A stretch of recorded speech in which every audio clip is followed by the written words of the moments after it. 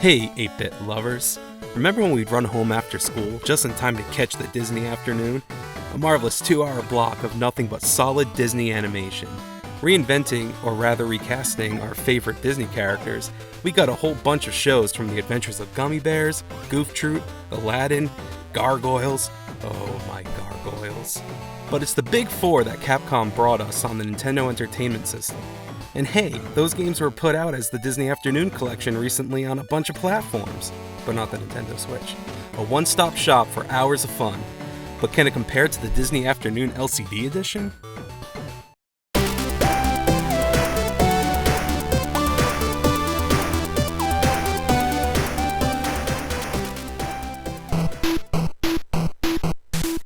The Ducktales NES game I did have as a kid. Or should I say my brother had it and I would snag it. I remember booting up the cartridge just to listen to the theme song on demand.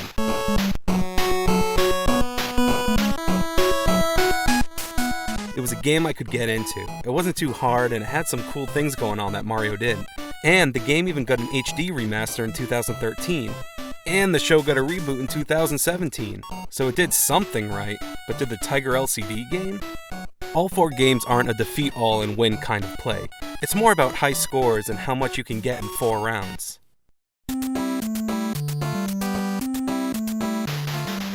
So, Ducktales. Uncle Scrooge has taught Huey, Dewey, and Louie to put their hard-earned money in the bank. But getting to the bank isn't easy. Yeah, when there's holes in the money bags and Magica and a Beagle Boy keep snagging the loot in the middle of a jungle.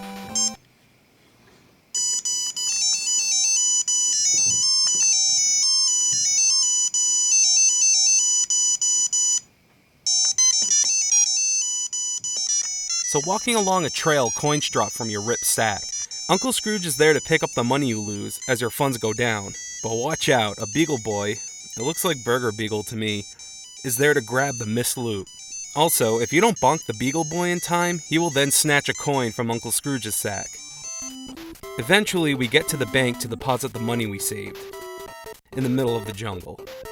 You deposit what you saved from the treacherous hike. Don't forget that interest. And then your final balance. Easy enough, right? Well, come round 2, Magica comes out and she's trying to snag the coins being tossed over to Huey. So bonk her, get to the bank, and deposit what you were able to keep for the most randy bank that even the Swiss wish they had. Stage 3 is double trouble between Magica and the Beagle Boy. Gameplay is the same, just gets a little more intense. Stage 4, as expected, is the same shenanigans, but the last stage. Make your final deposit and get your final score. Well, amount.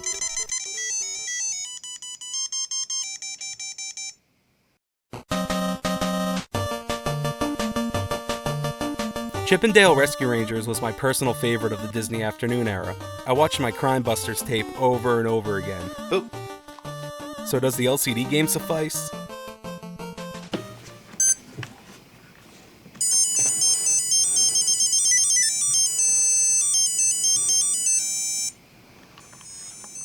Chip 'n Dale is very similar to Ducktales. Chip is leading the way as Fat Cat is dangling, no doubt stolen goods from the window. Chip needs to smack that loot out of Fat Cat's hand, toss it to Dale to put away for safekeeping. As you keep walking, notice Wart down there.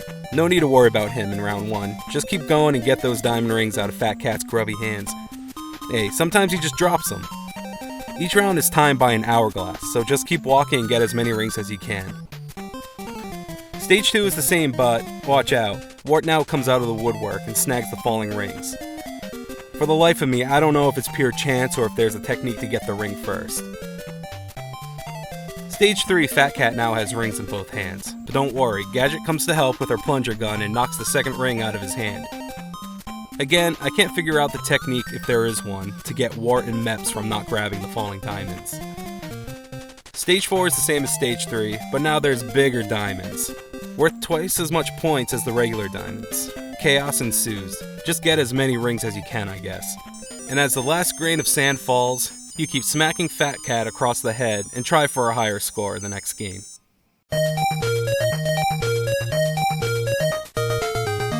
Tailspin was my least favorite of this lineup.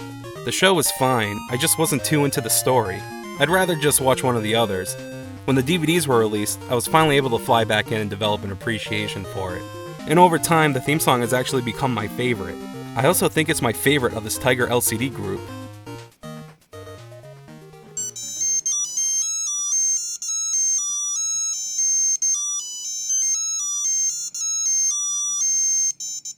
Tailspin starts you off flying as Baloo through the sky, but make sure you keep moving up to avoid the oncoming mountains and that pesky Don Carnage.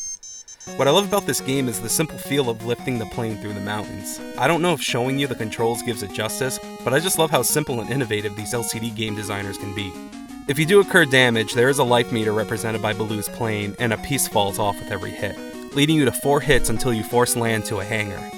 As your plane gets rebuilt and refueled, every bar you lose 200 points, and every plane piece 1,000 points. Also, when you hit him, Don Carnage activates his parachute to the ground, which is a neat little touch. Getting damage isn't the only thing you need to worry about in this game. That depleting bar is your fuel tank. Run out and you have to make an emergency landing to the hangar, so make sure you refuel when you get the chance. Doing this will also replenish Baloo's plane and allows more damage. But remember, the more you refuel and fix, the more points you lose. You can stop refueling if you want to conserve points, so just keep dodging obstacles until you get to an island. Stage 2 gets trickier as lightning is introduced, so choose a path wisely. But I swear, sometimes it's just no use. Also, it's no longer Don Carnage coming at you, but maybe Gibber?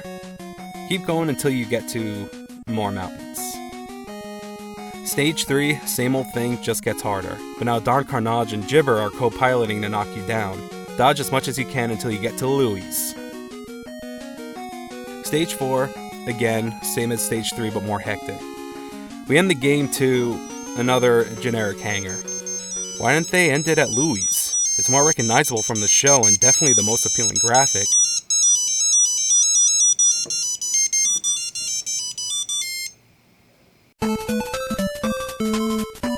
Darkwing Duck is a good time, just a fun superhero story, interesting characters and villains, and it blew my mind Launchpad McQuack crossed over.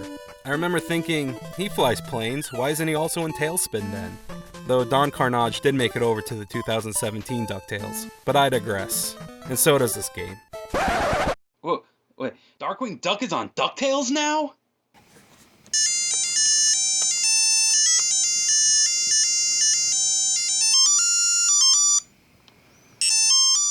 Unlike the other 3 games, Darkwing Duck only consists of 3 stages. We join Darkwing running, guns a-blazing, along the outside of what I'm assuming is St. Carnard Maximum Security Supervillain Prison. Launchpad is there too. He pops in when he can to give you some bombs.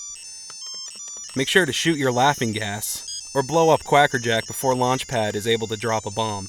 He will take Launchpad out. The levels are timed, so just keep going and get Quackerjack as much as you can. The level ends with Quackerjack behind bars, but don't get your hopes up. Stage 2, he's back out, but with a friend. Megavolt is now zapping you from above and under. Keep rootin' tootin' and blast away, racking up that score. End of the stage, both of those bums are now caged up. Big surprise, Stage 3 they're back out, but now Bushroot is in the mix snagging Launchpad's bombs. Oh, and Goslin decided the party was just too much fun to pass up.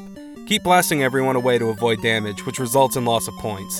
At the end, everyone wins. All 3 villains are locked away as Darkwing Duck stands proud, cape in the wind, contemplating a higher score. I enjoyed these games. I didn't find much unfair or bad gameplay. Like many early games, the more you practice, the better you become and rack up more points. And I just love how the characters are drawn in their LCD form. I hope you enjoyed checking out this handful of games that go together in their own special way. Much more is coming, so please like and subscribe so you don't miss anything. See ya!